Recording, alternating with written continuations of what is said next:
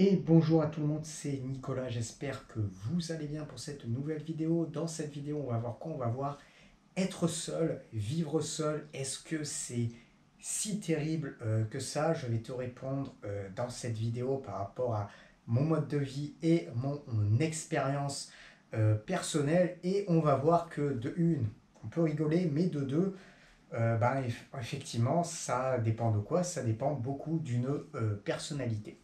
Donc moi, honnêtement, j'aime énormément être seul. Alors, est-ce que j'ai envie d'être seul 7 jours sur 7, 365 jours de l'année, 24 heures sur 24? Je ne vais pas dire ça. Maintenant, est-ce que j'ai envie d'être avec quelqu'un ou de fréquenter des gens 365 jours de l'année?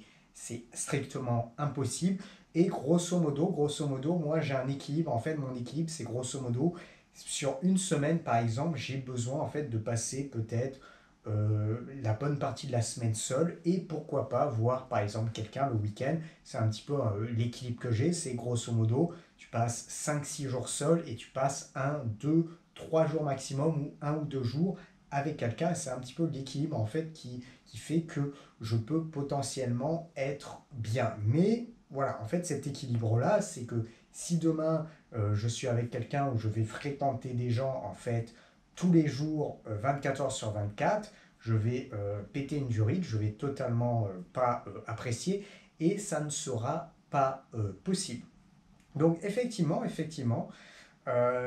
pour un certain nombre de personnes, là où c'est bien, en fait, une des raisons principales pour lesquelles je vais en Asie, je suis en Asie, voilà, tu as une des raisons principales. Et en fait, une des raisons principales, c'est qu'en fait, si tu es seul, que tu veux faire des trucs, que tu veux faire ta vie, l'Asie du Sud-Est, c'est tout simplement un paradis et c'est la réalité des choses. Pendant que si tu es en Europe de l'Ouest, en France ou quoi que ce soit, en fait, c'est même pas que c'est pas un paradis, c'est qu'en fait, tu peux pas t'exprimer. Tu peux pas t'exprimer correctement, tu ne seras pas bien. Moi, aujourd'hui, par exemple, je suis en Thaïlande, j'ai envie d'aller à 9 h, 21 h dans un café, sortir mon cahier et, je ne sais pas, me former, apprendre quelque chose, je le fais. Et en fait, je m'en fiche des regards des autres. Et en plus de ça, les regards des autres, il n'y en aura pas, puisqu'on est dans un système où en fait on s'en fiche de chacun fait comme il fait. Et en plus de ça, tu as la possibilité de faire ça parce que tout est ouvert extrêmement tard. Donc moi, en fait, dans mon mode d'état d'esprit, pourquoi l'Asie, par exemple l'Asie du Sud-Est, c'est un paradis? Ben, tout simplement parce que tu peux faire ce que tu veux seul. Tu peux aller où tu veux seul. Tu peux manger dans des restaurants seul. Tu peux aller dans n'importe quel café seul. Tu peux adorer n'importe quel truc seul et tu ne seras jamais jugé dans un premier temps. Mais en plus d'être jamais jugé, c'est que euh, tu as en fait un système de fonctionnement où tout est ouvert, où tu as tout, tu as accès à tout et c'est extrêmement intéressant. Alors si tu es en Europe de l'Ouest, ben, de une, si tu es seul, tu vas être jugé. Et de deux, en fait, tu n'as pas accès aux mêmes choses. Donc, prends un café, une chaîne de café, en fait, en Europe de l'Ouest, qui sera ouvert jusqu'à 22 heures. Tu n'en as pas. C'est très cher. Et, bon, grosso modo, à 18 heures, c'est fermé. Et quand les gens vont dans les endroits, c'est pas du tout dans l'ambiance que je suis. C'est tout simplement des gens qui vont pour parler, pour discuter. Et tu n'es pas du tout dans la même ambiance. Du tout dans la même ambiance. Donc après, chacun prend les choses qu'il vont. Moi, par exemple, je te prends l'exemple du Japon. Et des fois, on peut me dire, je suis français. Quand je vais dans un café au Japon, bah, c'est bizarre, je me retrouve par rapport aux gens. Si je vais dans un café en France, je ne me retrouve absolument pas par rapport aux gens. Pourquoi? Parce qu'au Japon, en fait, les mecs, ils sont là, ils sont dans un café, ils vont seuls, ils sont comme ça, ils sont dans leur bulle et ils lisent un bouquin, ils étudient, ils sont sur leur PC portable et ils sont tranquilles par rapport à ça. On peut dire que c'est bien ou c'est pas bien. J'en sais rien si c'est bien ou c'est pas bien. Mais une chose est sûre, c'est que moi, je suis dans le même système. Donc moi, dans mon système de fonctionnement, je suis beaucoup plus proche, si je vais dans un café, d'un japonais par exemple, ou peut-être à Taïwan, ou même dans certains endroits de Thaïlande, que en Europe de l'Ouest, où je ne me retrouve absolument pas, puisque si je vais dans un café en fait en Europe de l'Ouest, de toute manière, personne ne travaille, personne ne lit un bouquin, personne ne fait... en fait, c'est des endroits pour discuter, simplement, où, voilà, et les gens ne font que discuter.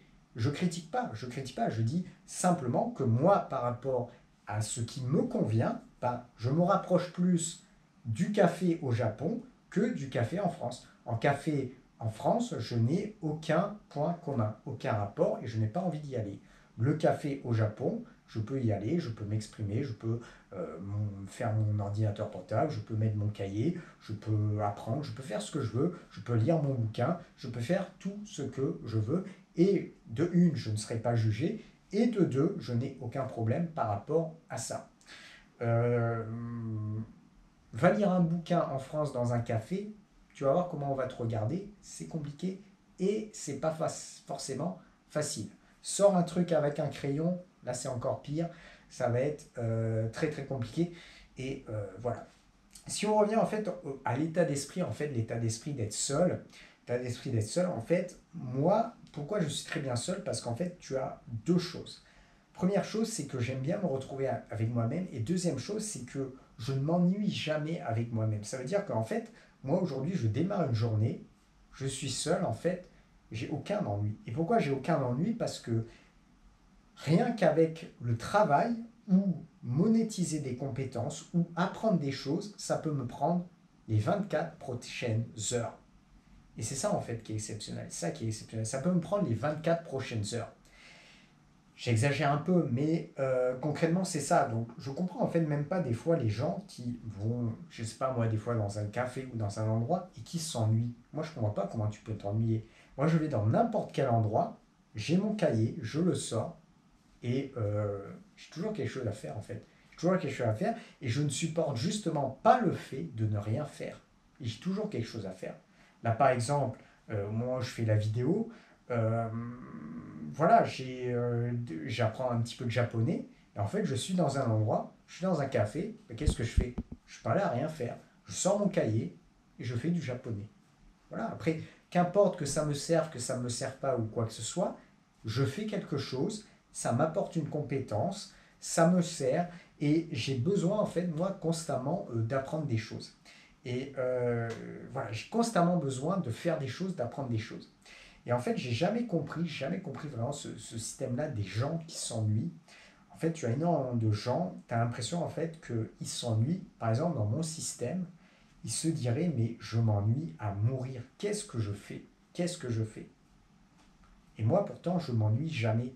Et pourquoi je m'ennuie jamais? Parce qu'en fait, si tu veux dans la vie apprendre des choses, faire des choses, peut-être créer des choses, en fait, tu n'as même pas assez d'une vie. Et en fait, tu ne peux pas t'ennuyer. Tu ne peux pas t'ennuyer. Si tu as envie d'apprendre des choses, de créer des choses, tu ne peux jamais t'ennuyer. Moi, aujourd'hui, je vais te donner un exemple avec tous les logiciels de design que j'ai fait. Ce que j'ai encore envie d'apprendre, j'ai pas assez d'une vie. J'ai pas assez d'une vie en fait. En fait, il y a énormément de choses que je voudrais faire. Aujourd'hui, en fait, je ne peux même pas les faire parce que c'est trop complexe, ça me prendrait trop de temps et c'est extrêmement compliqué. Moi, aujourd'hui, voilà, je maîtrise peut-être 30, 40 logiciels de design.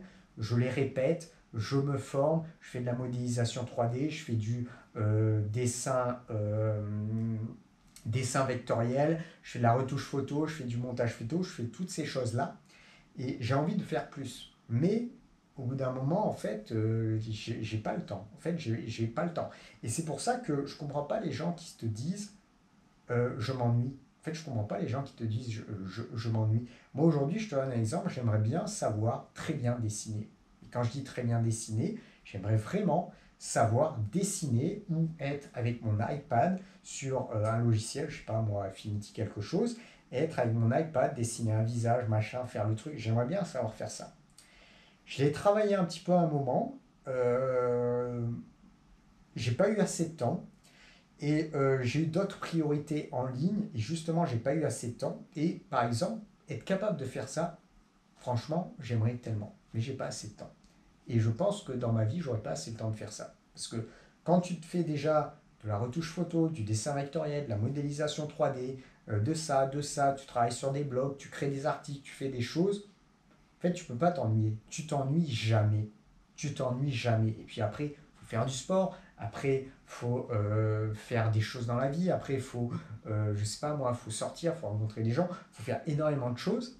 Et en fait, tu peux pas t'ennuyer, tu peux pas t'ennuyer. Mais la base, c'est si tu es seul, que tu te retrouves avec toi-même, ce qui est exceptionnel, c'est que je ne comprends pas les gens qui se retrouvent avec eux-mêmes, qui ne sont pas capables de faire quoi que ce soit.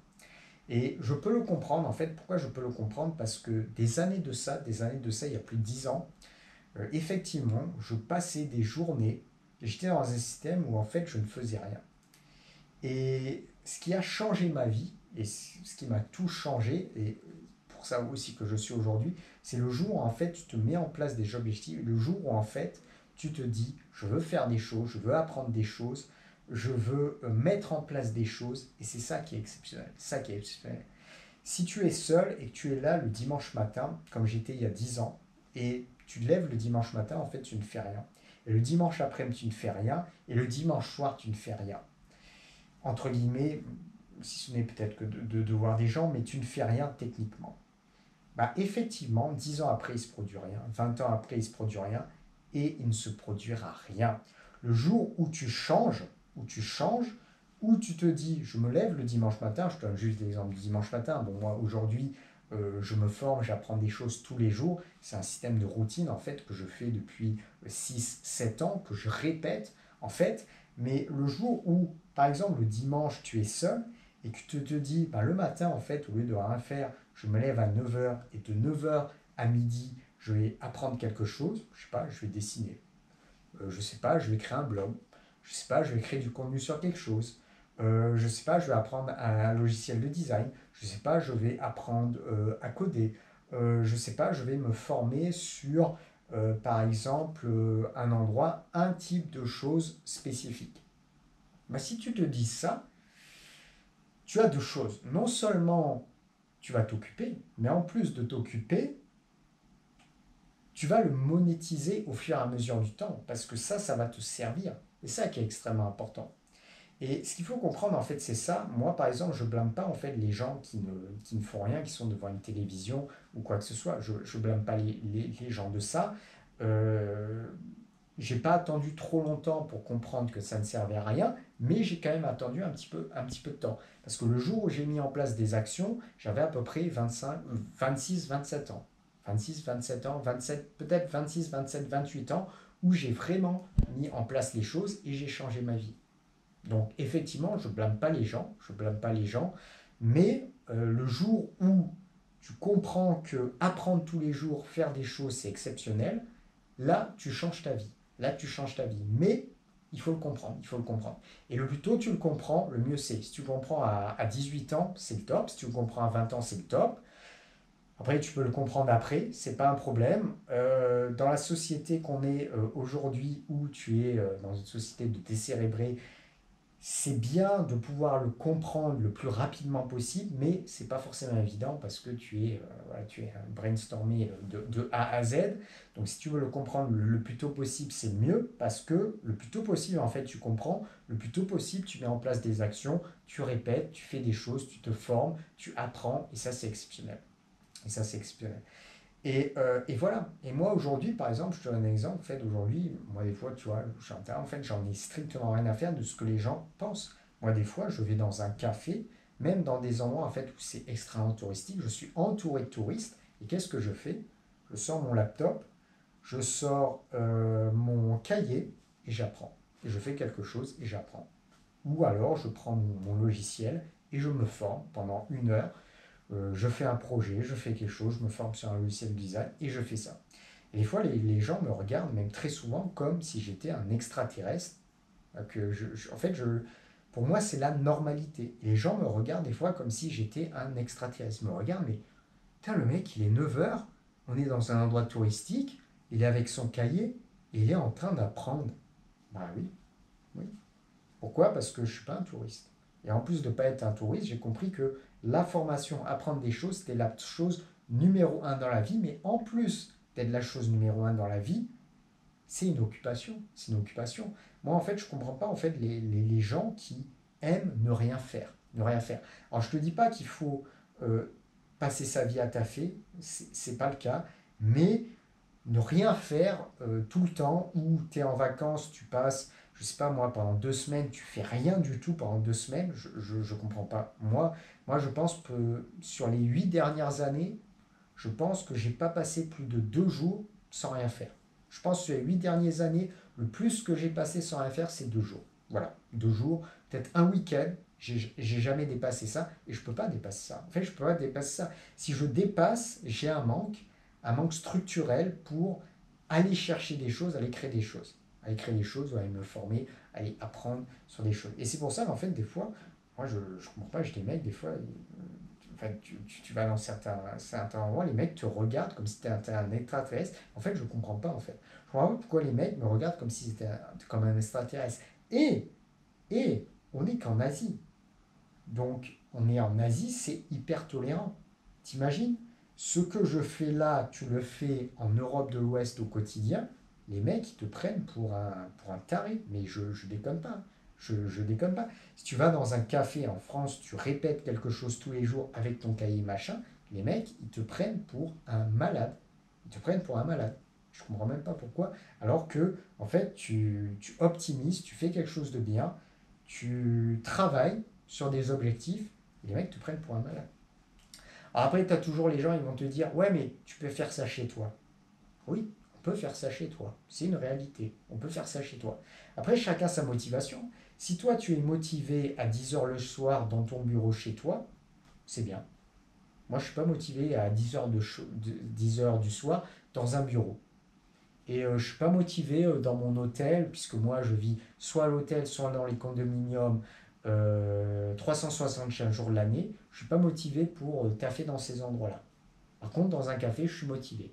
Dans un coworking space, je suis motivé. Dans mon hôtel, je ne suis pas motivé. Voilà. Donc pourquoi je fais ça à l'extérieur? Parce que ben, ça me duplique ma motivation. Ce que les gens, en fait, souvent ne comprennent pas également. Euh, alors, bien évidemment, j'ai une partie vidéo. Donc, par exemple, toutes mes formations vidéo, je les fais euh, que ce soit en hôtel ou Airbnb, bien évidemment. Donc, je les fais sur place. Mais après, tout le reste, téléchargement, création de livres, organisation des cours, tout ça, je le fais voilà, dans les cafés. Apprendre des choses, répéter, me former, je le fais dans les cafés. Et pourquoi? Parce que ça me booste. Ça me booste énormément. Allez, pour notre vidéo, je te dis à bientôt. Ciao, ciao.